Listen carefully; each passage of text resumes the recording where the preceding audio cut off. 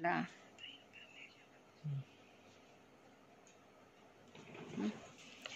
Okay, hello friends. Today I am giving continuation of the top-down parsing.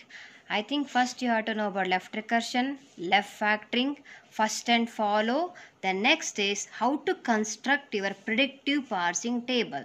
The construction of predictive parsing table are used to check the grammar is LL1 or not.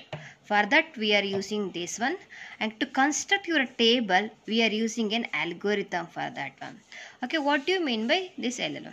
The information from first and follow set into a predictive parsing table.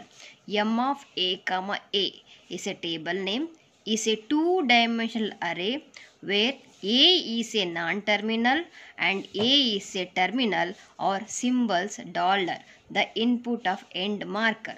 The dollar is also terminal symbol is used to end of your input. This is the representation of the table.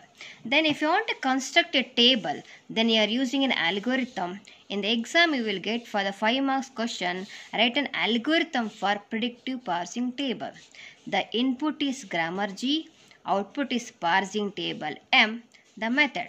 For each production, A derives alpha of the grammar. Do the following steps. Step number 1. If each terminal A in first of A, add A derives alpha to M of A comma A. A is a non-terminal, in this A is a terminal symbol. In this place, add the production of this A derives alpha. The step number 2. If epsilon is in first of A, then for each terminal B in follow of A, add A derives epsilon 2 in the place of M of A comma B. B is epsilon, B is for follow set. For all follow sets, you should include A derives epsilon.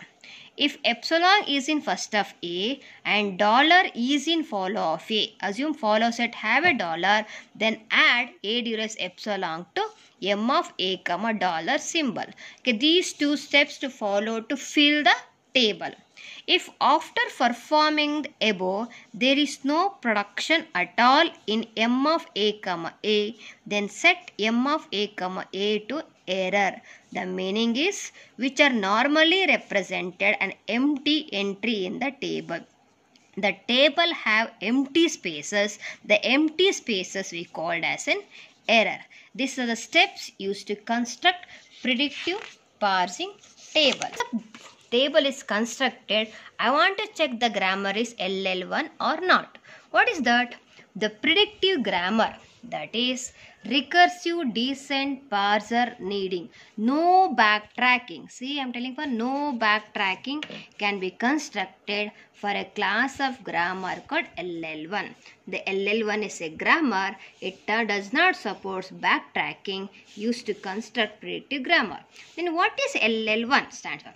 The first L in LL1 stands for scanning the input from left to right.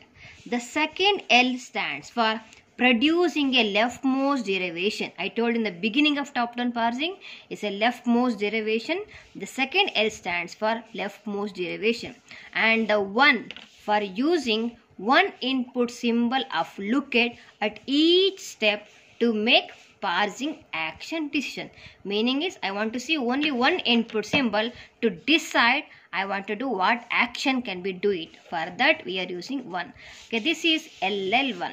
Then when to identify the grammar is LL1 or not. These are the definition. For every LL1 grammar, each parsing table entry uniquely identifies a production or signals an error, then the grammar as LL1. The meaning is the table does not contain multiple entry, then it is a LL1.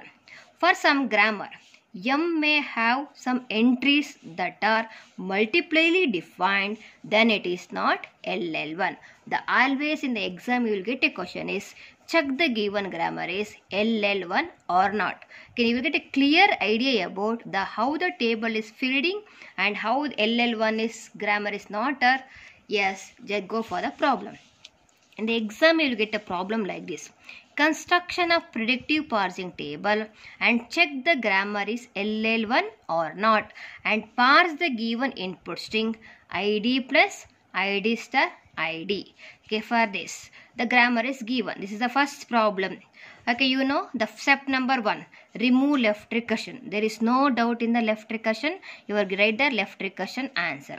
Then not required, left factoring. Then you know how to computation of the first, computation of follow. You also know about this also. Then I write what is the first of all and follow sets. Once you done first and follow, and this is my grammar. Now I want to fill the table. The table structure is like that. Step number 5, parsing table M for the grammar G. See, in this column I want to write non-terminal E, E dash, T, T dash, F.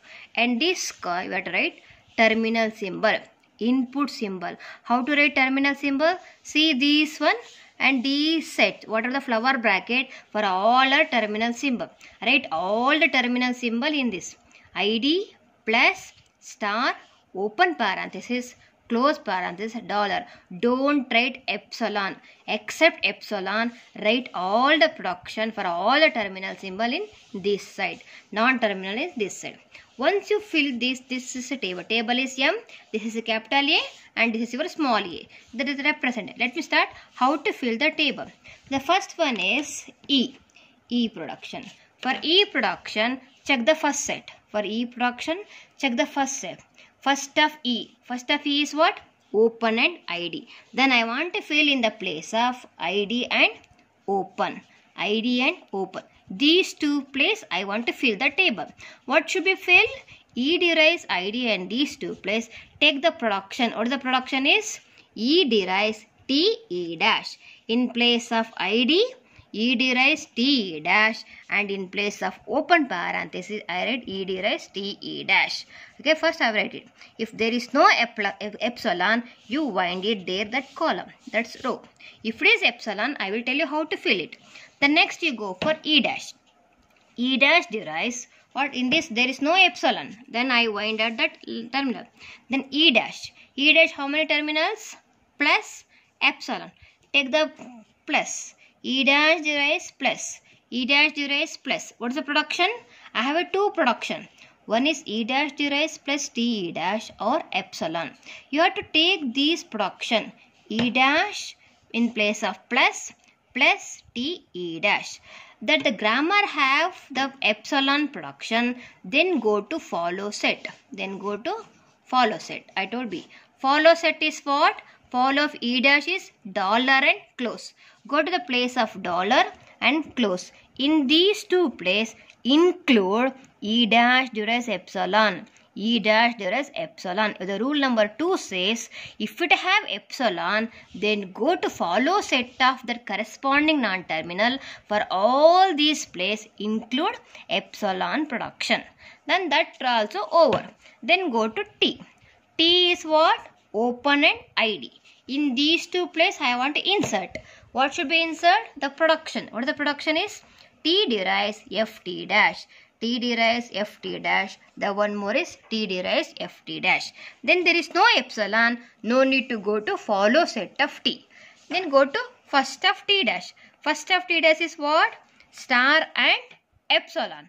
Then go to star production. The star as T dash derives star FT dash. But have epsilon, go to follow of T dash. What is the place of follow T dash? Plus. Insert T dash derives epsilon. Next, dollar. Insert T dash derives epsilon. Next, insert T dash derives epsilon. The last one is F. What is first of F? Open and ID. Open E and ID. I have a two production. If you have a two production and this place, take the first symbol, open. In the place of open, I have to write F derives E. In this, I can't write F derives ID because ID is not starting with this production. Because of that, I am writing F derives open E here. ID. In the place of ID, I am writing open derives ID. Here I can't write this. But why I am writing here? These are non-terminals.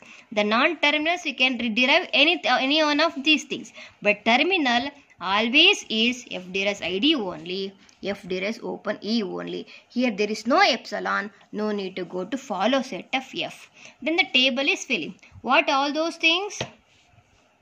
These are all what? Empty. These empty in the table we called as an error. The above algorithm produces parsing table. In the table blanks are error entries. This is called what? Error entries. Non-blank indicate a production with which expand in non-terminal. All blank entries are error. Once the table is filled, then I want to check the given grammar is LL1 or not. How to check? They say as the above grammar is LL1. Why it is LL1? Because each parsing table entry uniquely identifies a production or signals an error. What do you mean by uniquely identified? See, this E derives ID. I have only one production. E derives open. I don't have any other production like this. If in case like this, I have a 2 production. Then if it has 2 production for the non-terminal E, then the grammar is not LL1.